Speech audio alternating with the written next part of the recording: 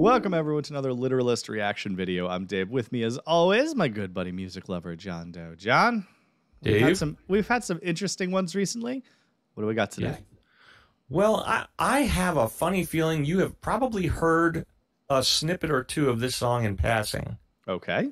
Because you're a person who enjoys the Marvel universe, are you not? I do indeed. Was this on one of the Guardians of the Galaxy soundtracks? I do believe it was, sir. It was right. also used in a television commercial not that long ago, too. So, the band is Electric Light Orchestra. We visited them a time or possibly two. And this song came out in the beautiful 1970s. 1977, to be exact. Well, all right.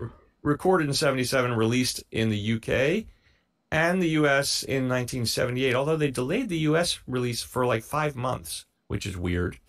It does sound weird. It's very weird. Anyway, the song is called Mr. Blue Sky, and I hope that judged on the length of the video that I told you to pull up, this should be the album version at a little over 5 minutes. Dope. All right, here we go.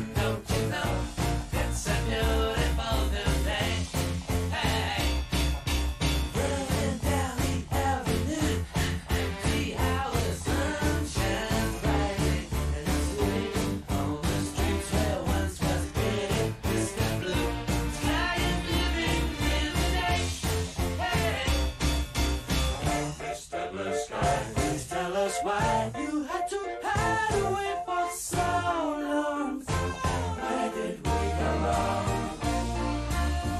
Mr. Blue Sky, please tell us why you had to hide away for so long. Where did we go wrong?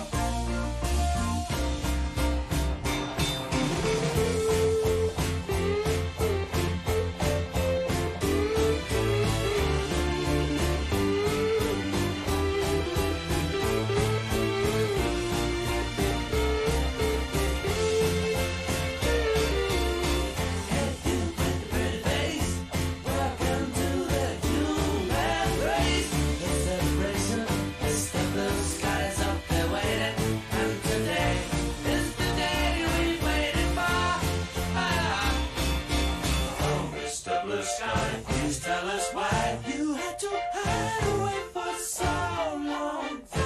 Where did we go wrong?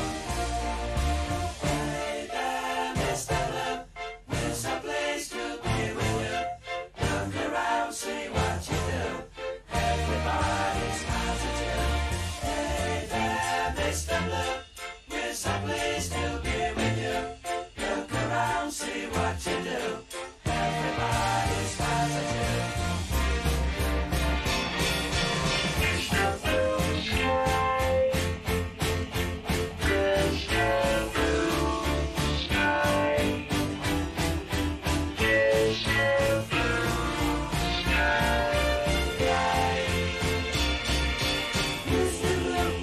How could you not just have a goofy grin on your face listening to this song?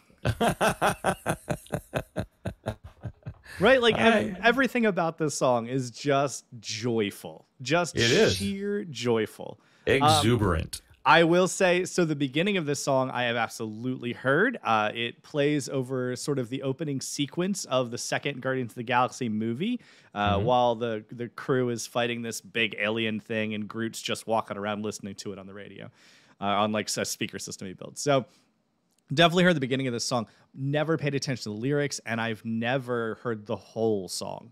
But man, this song is just so joyful. From a lyrical perspective, I don't know. So far, it just super seems like we're excited anytime it's a nice sunny day.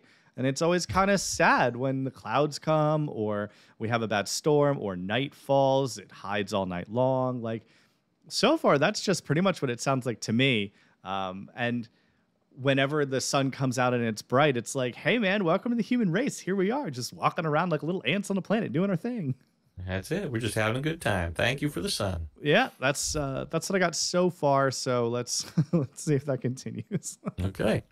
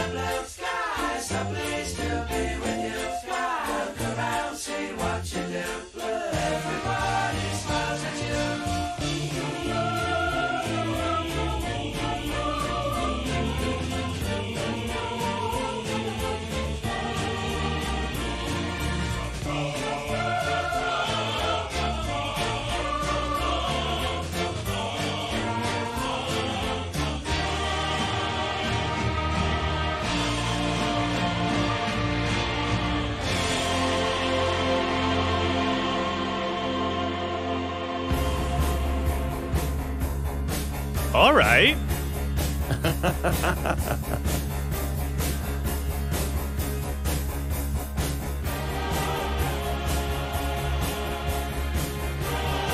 of those little musical excitements we were talking about. Yeah.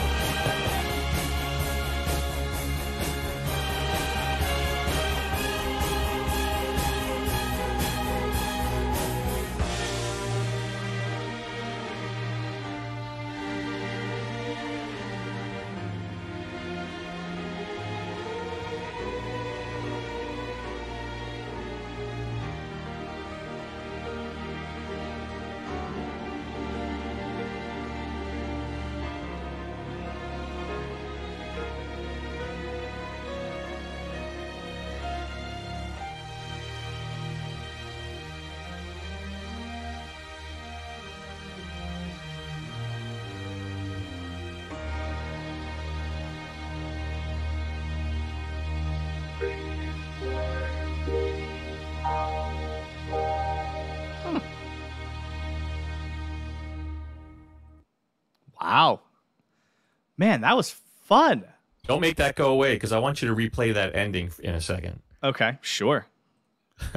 Sure. So that was a fun song. All right. I have to say, first of all, I get the orchestra now.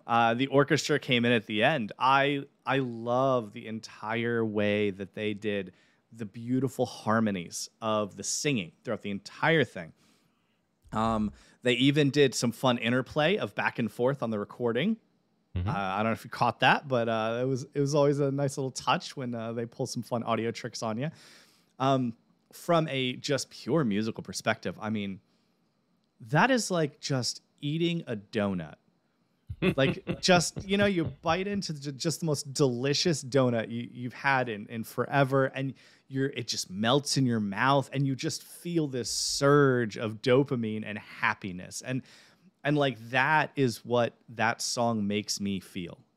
And just from a pure musical perspective, lyrically, I think it could easily be taken as enjoy the days that you have, because night always comes, a storm always comes. Mr. Nighttime has his hand on your shoulder, like time is gonna march forward. So enjoy it. And even the Welcome to the Human Race song, our note, I think that could almost be like, hey, here's a baby. Hey man, welcome to the human race. Enjoy every blue sky that you have, because night is always gonna come and a storm is always gonna come. But then there'll be more blue skies. They'll be back, but enjoy every one you have, because you never know which one's going to be your last. I think that could be how the song is interpreted. But either way, man, I can't thumbs up this enough. Like I can't up this enough. I can't think of a better song off the top of my head to just roll the windows down and drive under a blue sky on a sunny day and just feel joy. Yep. And Dave, I'd have to say that you pretty much nailed the feeling The story behind the writing of the song and this entire album was that Jeff Lynne, who is the leader of Electric Light Orchestra, he locked himself in a Swiss chalet to write a follow-up to their very successful A New World Record. But unfortunately, he timed it with like horrible weather. And every day after day after day, and it was just raining and dark and gray and rainy and rainy and rainy. And he was having a hard time really coming up with, anything inspiring to put down. And so this song is really part of a suite because he ends up kind of describing that whole thing. And there's rainy day parts and there's the blue sky part. And a lot of the purists are going to be out there going, man, you can't listen to it out of order, and they're going to go nuts. Well, look, we're just looking at it as a song. And as a song, it's a fantastic song. And that's the story. It basically was the skies opened up, he had blue sky, and he was inspired to write the song. That's the simple short of it. Now, a couple of things. Jeff Lynne is an unapologetic, massive Beatles fan. Okay? And you can rightly say that he lifted some Beatles ideas right off of their records and put them right on that song. I could almost maybe feel a little Strawberry Fields Forever there at the end. I would say, yes, surely maybe from stretch the Orchestra. A Day in the Life. The running scene in A Day in the Life is probably the bigger influence on it. But there are definitely some similarities. And of course, it's 77, so he's also probably influenced a little bit by the Bee Gees' kind of layered vocal sounds and things like that. And a lot of people have pointed this out, but that's what music is. It's a conglomeration of influences and things you've heard and seen. Yeah. Nothing so I got happens in no a vacuum. problem with any of that. The couple of fun things are that noise that sounds like it should be a cowbell, but it's not a cowbell. Yeah. The ding, ding, ding, ding is a fire extinguisher. Were they just like drumsticking a fire extinguisher? Yes, exactly. And when they tour, they bring along a fire extinguisher for that signature sound. Yeah. So that's pretty cool. And then there's that final vocoder part. Can you play that back? I can try to find it. You wouldn't happen to have a timestamp. It's like the very last 10 seconds of the video. All right, let's try this.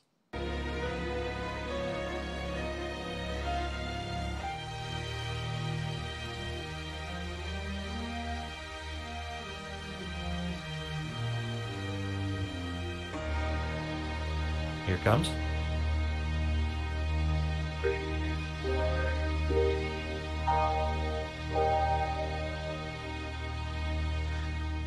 It is interesting. I didn't know what to make of it. I'm pretty sure he says blue skies, maybe it's our coming. I don't know that lyric. A lot of people think that he is mentioning Blue Sky in that, but actually the album that song was a part of was a 2-album set.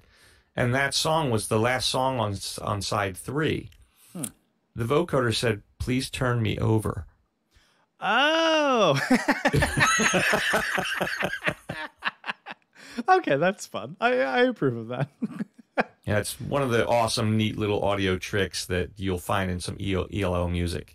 And we'll get into more of that also as we dive into some more e.l.o. So there you go. Great fun song. Great playlist addition. Yeah, like I said, I definitely heard the first, I've heard the whatever snippets in Guardians of the Galaxy, that second movie, but I've never actually listened to it, let alone the whole thing. So that was a treat.